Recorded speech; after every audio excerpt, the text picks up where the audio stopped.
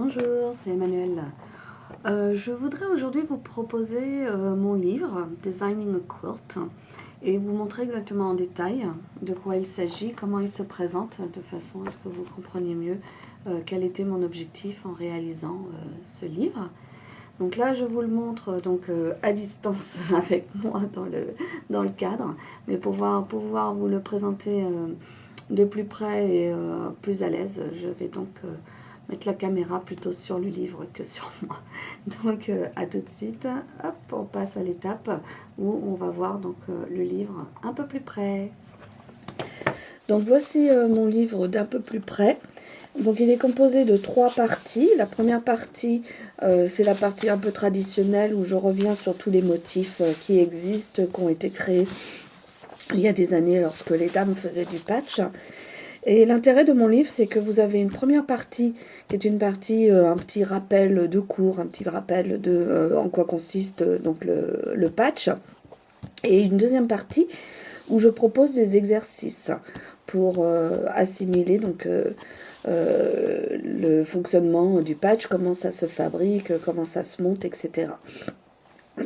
À savoir que tous ces modèles qui font partie des exercices sont des modèles que bien sûr vous pouvez reproduire par la suite afin de composer vous-même un plaid. La deuxième partie parle des motifs géométriques. Donc voici un medley des motifs géométriques qu'on peut retrouver dans les plaids. Et je me base sur les gabarits de Marty pour faire des exercices concrets. Donc ça veut dire que vous allez dessiner des modèles à partir de ces formes géométriques. Mais comme ces formes géométriques existent dans le gabarit de Marty, si vous voulez reproduire votre plaid grâce au gabarit, vous le pourrez, puisque vous aurez composé vous-même votre dessin.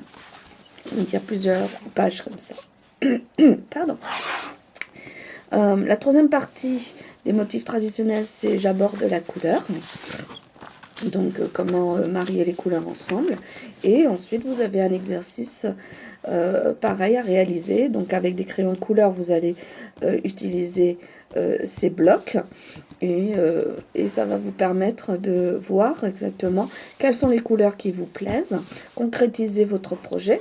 Et une fois que vous avez déterminé vos couleurs, aller acheter votre tissu ou alors réassembler des tissus que vous avez déjà en stock et vous apercevoir que vous pouvez très bien les marier ensemble, qui vont très bien ensemble. Donc là pareil, ce sont des motifs à dessiner que vous pouvez bien sûr reproduire sous forme de blocs en tissu. La partie suivante, j'aborde les imprimés parce qu'il y a certaines tailles que si vous voulez réaliser un tout petit triangle ou un tout petit losange, il y a peut-être des tissus qu'il faut utiliser en priorité sur d'autres par rapport à leur imprimé. Si c'est un gros imprimé, ça va être un peu délicat d'utiliser dans une toute petite découpe, parce que sinon votre dessin n'aura ni queue ni tête et ce serait dommage de gâcher votre montage à cause de ça. Donc pareil, un exercice à faire. La partie suivante aborde le découpage pour savoir si par exemple un coupon, un fat quarter de tissu, si vous avez assez de morceaux pour réaliser votre projet. Donc pareil, vous avez des conseils dans les premières pages et des exercices concrets à réaliser. Donc vous pouvez soit le faire comme ça en théorie, ou alors vous pouvez reproduire tous ces modèles pour faire un plaid.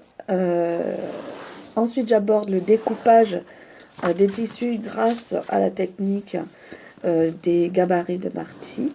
Et par exemple, ce petit modèle-là, c'est un exercice pour savoir si dans un fat quarter, vous pouvez couper tous ces morceaux. Et je ne vous donne pas la réponse. Voici juste un petit aperçu de la réalisation de ce modèle en tissu. Et donc, je ne vous dirai pas la réponse si oui ou non on peut couper tous ces morceaux dans un fat quarter. vous ferez les calculs. Ensuite, il y a une étape sur l'assemblage, des conseils d'assemblage, et toujours des dessins, des blocs que vous pouvez bien sûr reproduire.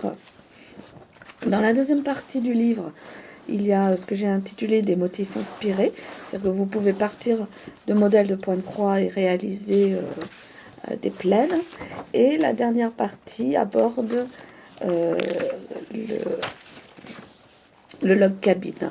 Donc Marty Michel a sorti une règle log cabine très pratique à utiliser, mais moi je veux vous montrer qu'on peut faire autre chose avec la règle, et d'autres modèles peuvent être réalisés avec la règle. Donc pareil, il y a un exercice à faire et un petit plaid dont vous avez toutes les explications pour le reproduire. Et à la fin du livre, il y a toutes les solutions, tous les corrigés, toutes les propositions aux exercices du début du livre. Voilà, j'espère que cette présentation vous donnera envie de le commander. Il est disponible sur mon site www.alice-inde-co.com et il est au prix de 25 €. Mais si vous voulez le livre avec un set de gabarit de Marty Michel, dans ce cas-là, il y aura une réduction sur le livre. N'hésitez pas à me contacter sur mon mail info@alice-inde-co.com. Au revoir, à bientôt.